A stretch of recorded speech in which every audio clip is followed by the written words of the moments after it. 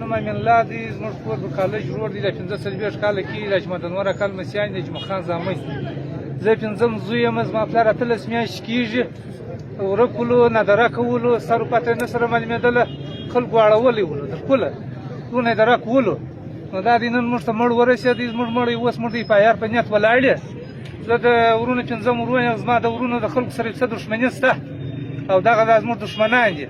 دونه رابطه او پته زما سره زموږ سره کړې ده چې مثال مړی مې ویسي مړی دا دې وکړي مړی موږ ته وصول شو. اوس موږ خالي د پایار زما پلار په 18 میاشتې کېږي ورک ولو، موږ ته نادره کولو، پته وشی نه وله. نن سهار موږ پلار پیدا شو، مړ پیدا شو نه دی. هسپتال یې راوړی و، بس ځای یې غورځولی دي. نو خلکو مسلماني دی چا راخیستې یا بل راخیستې به دی د دا ځای سره راورساوی نه دی.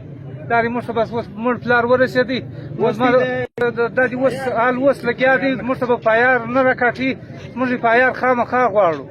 درا ساعته د دا کچارۍ څه نه باسمه چې زما یې پایار یې نه یې کړی.